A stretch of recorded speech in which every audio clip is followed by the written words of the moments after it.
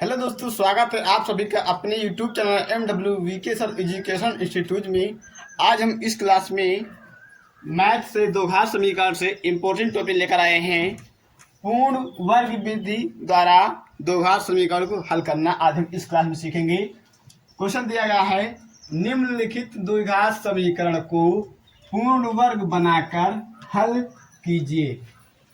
पहला क्वेश्चन दिया गया 4x² + 16x - 9 = 0।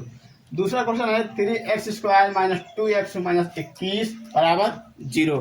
तो इस प्रकार के क्वेश्चनों को आप सभी को आसानी पूर्वक हल करना है। तो पहले हम देखते हैं कि दो घात समीकरण को पूर्ण वर्ग विधि द्वारा किस प्रकार से हल किया जाता है। तो इसको हल करने के लिए नियम होते हैं कुछ। तो पहला नियम चलिए देखते हैं क्या होता है। तो फर्स्ट क्वेश्चन को हम करते हैं 4x² प्लस का 16x माइनस का 9 बराबर 0। पहला क्वेश्चन ये दिया गया है 4x² प्लस 16x माइनस 9 बराबर 0।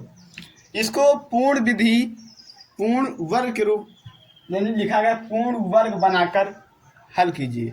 इसको पूर्ण वर्ग बनाकर हल करना है। तो पूर्ण वर्ग बनाने का पहला नियम होता है कि x² का गुणांक, पहला नाम यहाँ पर दिया गया 4x² दिया गया है, प्लस को 16x दिया गया है, माइनस को 9 बराबर 0। तो पहला नियम है, पहले हम क्या करेंगे कि चर को अलग करेंगे और अचर को अलग करेंगे। तो यहाँ पर 9 क्या है, अचर है, बाकी ये राशि चर के साथ है। चलिए हम पहले 9 एक तरफ कर लेते हैं। तो यहाँ लिख लेंगे कि अचर राशि को अलग करने पर, अचर राशि को अलग करने पर, अचर राशि को अलग करने पर, ये पहला नियम है। तो यहाँ पर देखते हैं 4x² प्लस का 16x बराबर 9 हो जाएगा। जहाँ पर ये माइनस का 9 है, जब इसको हम इस तरफ पक्षांतर करेंगे तो इधर प्लस का हो जाएगा। जब माइनस के इधर हम इस तरफ लाएंगे तो प्लस का हो जाएगा। तो हमको मिलेगा 4x² प्लस का 16x बराबर 9, हमको ये मिला। अब दूसरा नियम क्या है कि x² का गुणांक दोनों पक्षों में हम भाग देते हैं। तो दूसरा नियम लिखते हैं, x² का गुणांक, x² का गुणांक से दोनों पक्षों में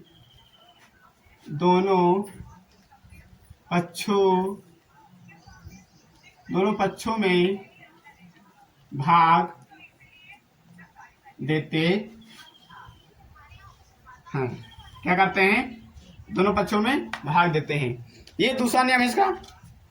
तो यहाँ पर देखते हैं कि x² गुणांक क्या है, 4 है। क्या है, 4 है। तो अब हम क्या करेंगे कि 4 से दोनों पक्षों में भाग देंगे। समीकरण दिया गया है 4x² प्लस का 16x बराबर 9। अब यहाँ पर ये नियम लागू हो रहा है कि x² का गुणांक से दोनों पक्षों में भाग देते हैं। तो यहाँ पर जो x² गुणांक है वो 4 है, तो 4 से हम दोनों पक्षों में भाग देते हैं।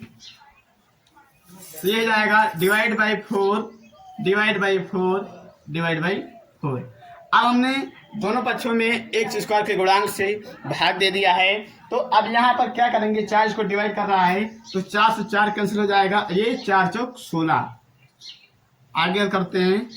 तो आगे यहाँ पर बचा x² प्लस का 4x बराबर 9/4। जब हमने दूसरा नियम लगाया तब हमको ये प्राप्त हुआ।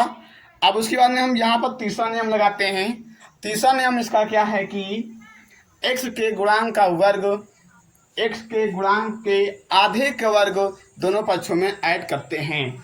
तीसरा नियम लिखते हैं, थर्ड नियम, x के गुणांक के आधे का वर्ग दोनों पक्षों में जोड़ने पर। लिखते हैं तीसरा नियम, x के गुणांक के का आधे का वर्ग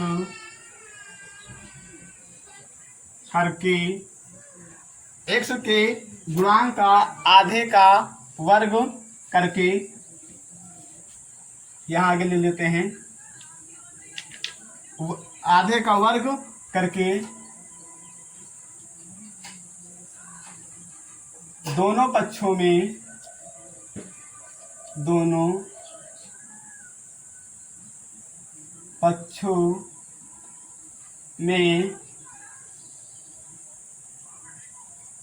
जोड़ने पर, ये एक तीसरा नियम है कि x के गुणांक का आधे का वर्ग करके दोनों पक्षों में जोड़ने पर।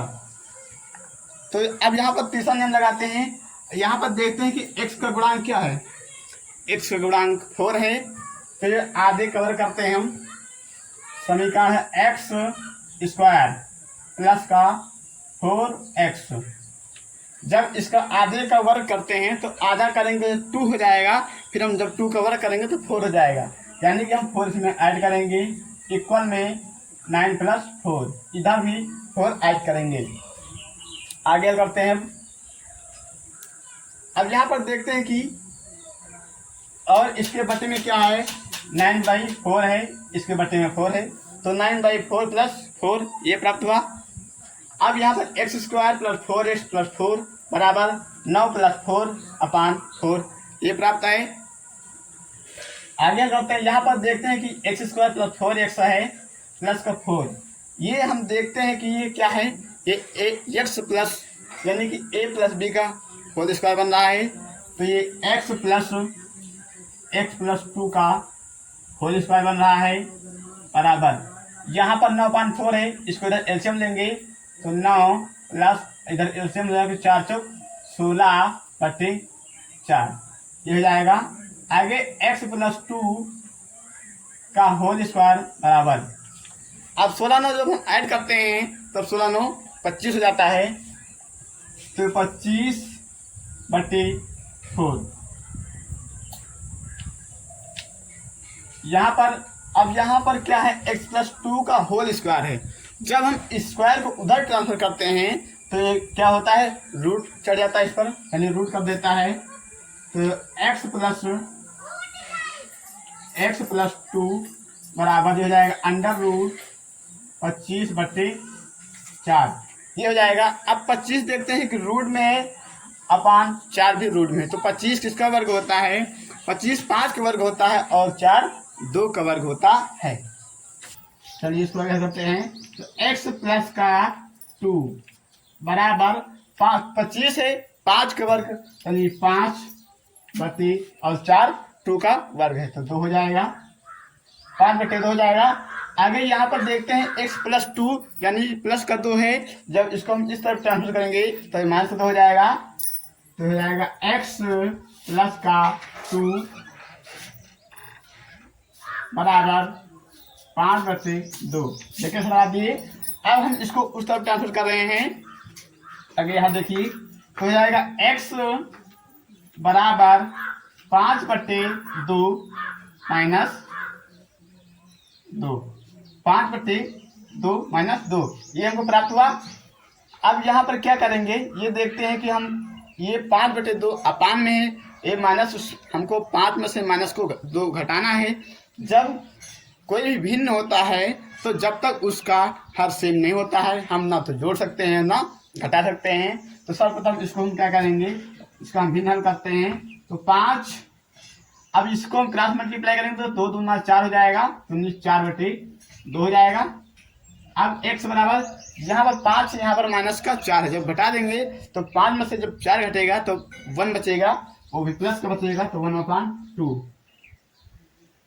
तो जो x का मान हमको प्राप्त हुआ है वो 1/2 प्राप्त हुआ है। तो इस प्रकार से पूर्ण वर्ग विधि बहुत ही आसानी पूर्वक हल किया जाता है, और इस प्रकार का क्वेश्चन एक हर बार यूपी बोर्ड एग्जाम में पूछा जाता है। तो इसमें आपको कुछ नहीं करना है, केवल इसमें आपको 3 नियम को याद रखना है। पहला नियम है कि अचर राशियों को अलग किया जाता है, उसके बाद में x² के गुणांक को दोनों पक्षों में भाग दिया जाता है, उसके बाद में तीसरा नियम क्या है कि x के गुणांक के आधे का वर्ग दोनों पक्षों में ऐड किया जाता है। जब आप इस प्रकार से करेंगे उसके बाद में देखते हैं कि यहाँ पर एक क्या होता है, एक सूत्र बन जाता है यहाँ पर एक्स स्क्वायर प्लस का 4x प्लस 4, ये x प्लस 2 का होल स्क्वायर बन रहा है।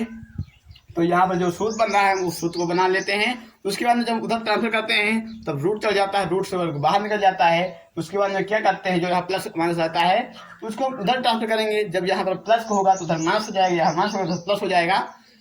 उसके बाद में उसको जोड़ते हैं, घटाते हैं, फिर उसके बाद में x का मान आसानी पूर्वक प्राप्त हो जाता है। तो हम आशा करते हैं आप लोगों को पूर्ण वर्ग विधि बहुत ही आसानी पूर्वक समझ में आ गया होगा। अब ये अगला क्वेश्चन जो सेकंड है 3x square minus 2x minus का 21 बराबर 0, ये सभी लोग आपको प्रैक्टिस करना है और उसके बाद में इसका कमेंट में आंसर देना है। तो आपको आशा करते हैं कि आसानी पूर्वक समझ में आ गया होगा। अब मिलते हैं आप लोगों को अगली नेक्स्ट क्लास में।